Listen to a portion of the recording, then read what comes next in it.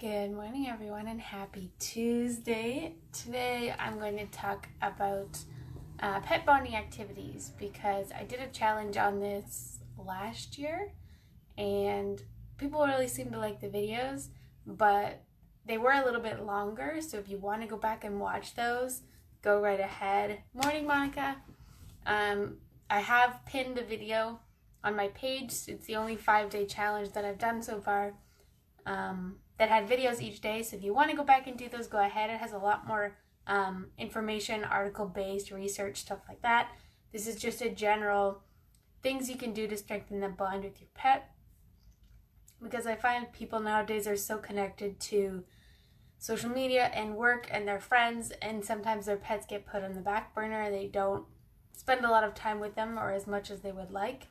So these are just simple ways to spend more time with your animal, strengthen the bond that you have with them, and improve your communication.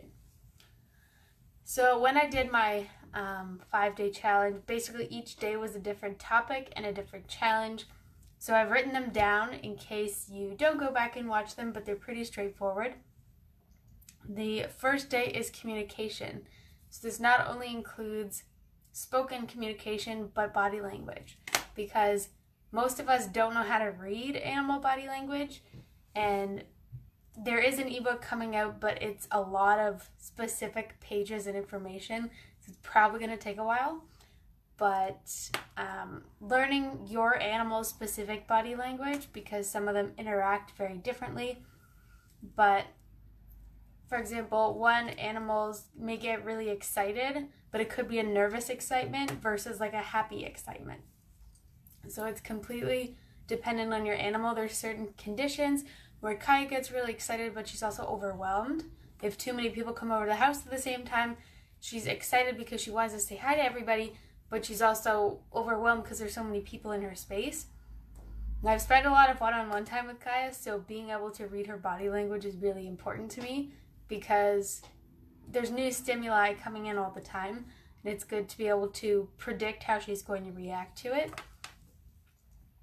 especially when around other animals, because for those who don't know, she was attacked in January by an off-leash dog, and this is not the first time this happened, but the dog went straight for her neck, and the owner was paying no attention as usual and didn't even have a leash with her, so we had to talk about that after.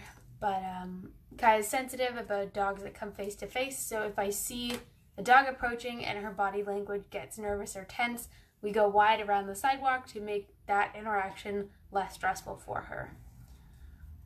You can also teach them a new command or a new word.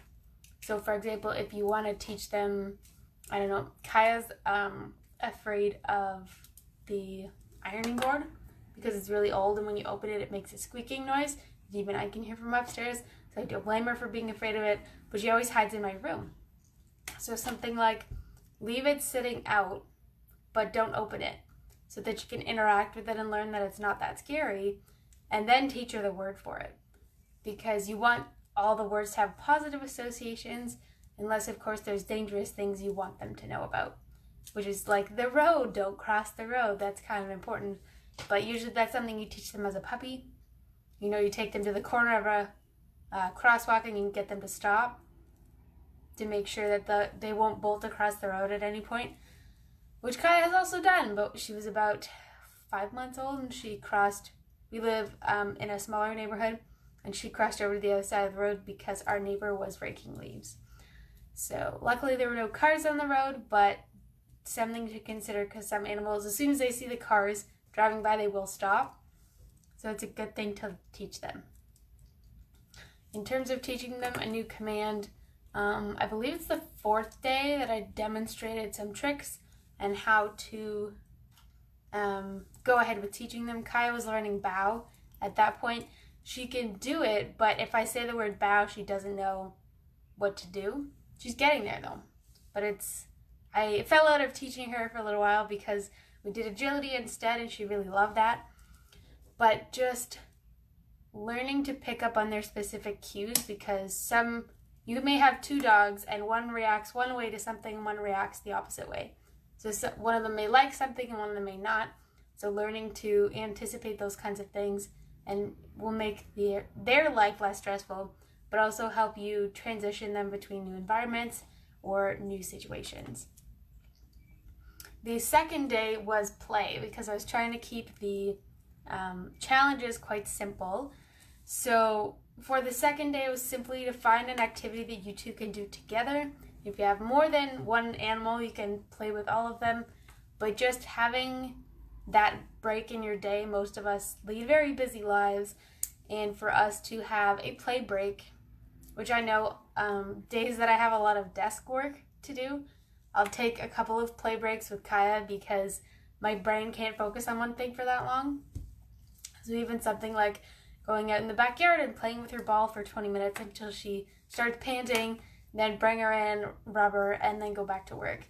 Just kind of helps break up her day, but it also reminds her that I'm still here and that we have fun times together, because in my house I'm also the rule enforcer with her. I'm the one that trained her. I'm the one that scolds her if she does something bad. I'm the one that takes her to the vet and to places she may not like. Most of the time we take her to fun places, but she's never been a huge fan of the car. So having fun things attributed to your relationship with them helps to strengthen that bond, because they know that you're not always going to do something bad. If you're the person in your family that only takes them to the vet and nothing else, they're probably not going to have a very positive association with you. So doing something like playing with them can help balance that out.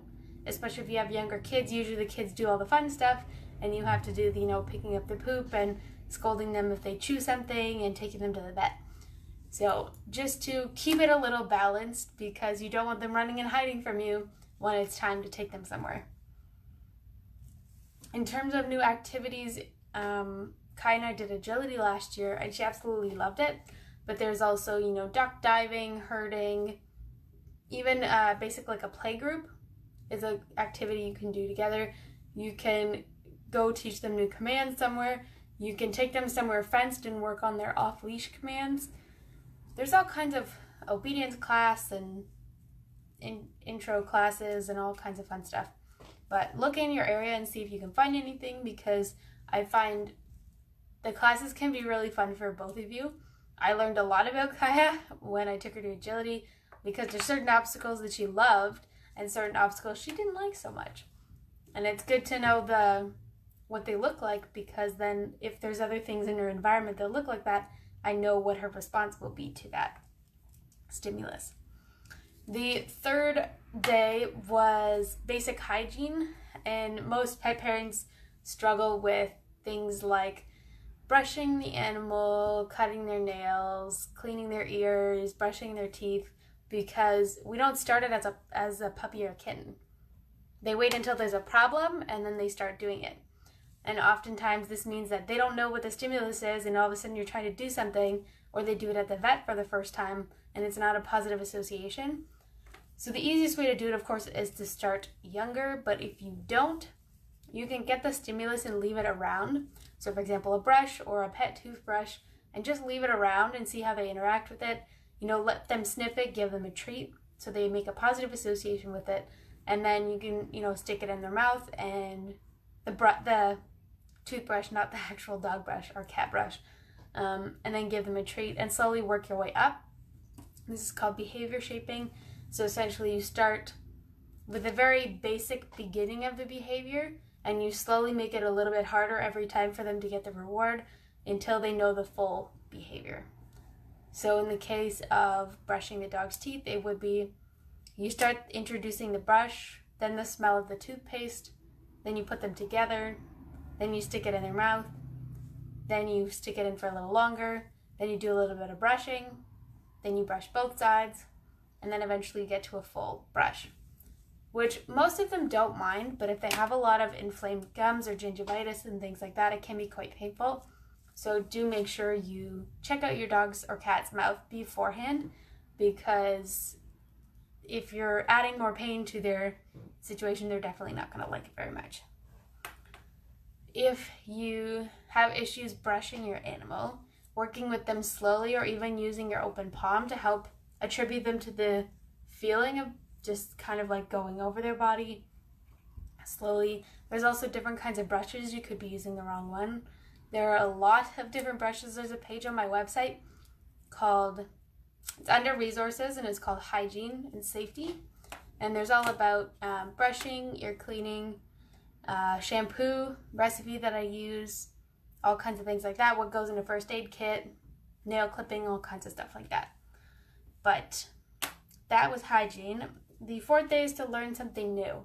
So this is similar to teaching them a new command, but it could be something like, if the door is closed, don't try and open it.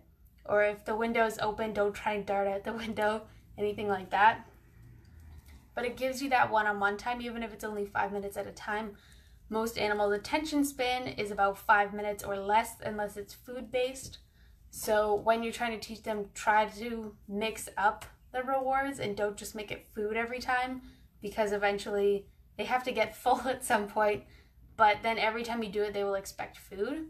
So if you alternate between praise and food, they know that they don't get it every time, but they'll keep doing it because they want that food reward.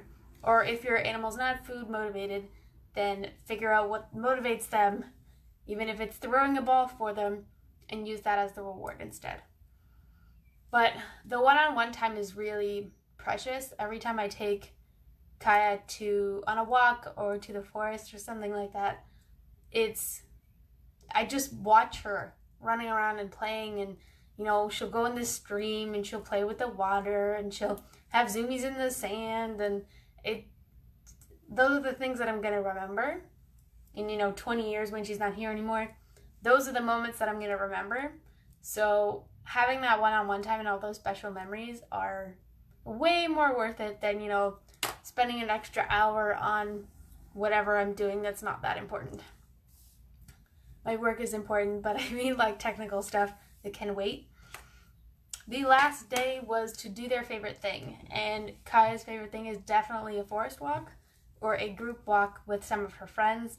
She has certain people that when we go out with them, she gets really excited, or people that come here. But either that or a marrow bone, those are probably her favorite things. But it shouldn't be an all the time thing, like you can't do it every single day, but it makes those moments even more special when you do get to go out and do that thing with them. I usually try and get Kai to the forest at least once a week myself. She also has her group walk once a week. That's actually very shortly, she should be coming, that they also go to the forest, but it's a group of dogs together. And she really enjoys it. She is very food motivated for sure. But again, you don't want all of the positive interactions they have with you to be food related, because then they'll just expect that every time. And if you don't have any, they'll just walk away. If they're anything like Kaya, because she definitely does that. If your animal is a rescue and you don't know a lot about what they like and what they don't like and what their triggers are, animal communication session is always a good place to start, because you can get background about things that you didn't know about, things the shelter didn't know about. You can get a sense of, maybe they like this kind of toy but not that kind of toy, anything like that. Kaya originally liked squeaky toys, and then somewhere around 9 months to a year, she changed her mind, and every time she hears one, she runs and hides. I kid you not, when I Skype my friend in Winnipeg and her dog has a squeaky toy, if Kaya hears it, she doesn't even have to be in the same room, she will take off running downstairs. And I have no idea how that happened. I still haven't done an animal communication session with her from me. I've done it using another communicator, but definitely on my list of things to learn, because you never know what you could learn about them. It could be something really interesting. But those are my basic bonding activities, other than, snuggling on the couch if they like that. Kaya's not a huge snuggler because she overheats, but if you're interested in learning more about it, again, my 5-day challenge is should be on my YouTube page too. It's on my Facebook page. It's pinned under 5-day challenge, and if you want to go check that out, there's lots of information. There's information about challenges and stuff. Don't worry about that part. Just watch the video and learn more about the 5 different activities, because I find a lot of people are disconnected from their animals nowadays, and it's really nice to see. 2 quick things before I wrap up. One, my talk on complementary and alternative wellness therapies is tomorrow, and there's a spider over there, tomorrow night at Greenhawk Gormley. If you don't know where that is, it's roughly Stouffville Road and Woodbine. Spider's moving closer. It's at 6 p.m. at Greenhawk. They don't have a lot of chairs, so if you're coming later, do bring some chairs. There's a draw for 50% off your first session, and he's moving closer, and discounts off your first session, all that fun stuff. And I have a freebie to send out for anyone who comes to the talk. I have a freebie. It's 6 of my favorite acupressure points. I made it into a PDF. Super easy to use for both dogs and cats, and I have a separate version for horses. But if you do want that freebie, come to the talk tomorrow. It's going to be super fun. And second thing, my big, huge, absolutely enormous announcement is tomorrow, and I'm so excited to share it with you. I have been waiting weeks and weeks to share this with you, so I'm really excited. Stay tuned tomorrow. It'll be on Instagram, then I'll go to Facebook, but I might do a little short Instagram live about it because I am so pumped. But I'm also going away this weekend, so if you have questions about it, you may not hear back from me until Monday because I'm going out of town on Friday for the weekend. But I hope you have a fabulous rest of your week, and I have to go feed Kaya before the walker comes. But I hope you enjoyed this. If you want more information about it, feel free to message me anytime. And I'm super excited to see how you guys react to the news tomorrow. Have a great... Can't wait to hear tomorrow. Great tips. Thanks. Enjoy your day. Aw, you too. It's nice to have an audience to talk, bounce ideas back and forth. See the little comments come up. Have a great rest of your day, Monica, and I will see you guys next Tuesday.